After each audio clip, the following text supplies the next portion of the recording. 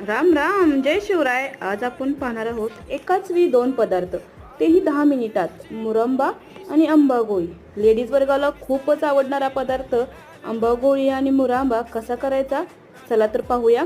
बरोबर माझ्या चॅनलला सबस्क्राईब करायला विसरू नका. आंबे असे वरचे साल काढून घ्यायची, नंतर एकामध्ये पेस्ट आणि एकामध्ये खिसून घ्यायचा.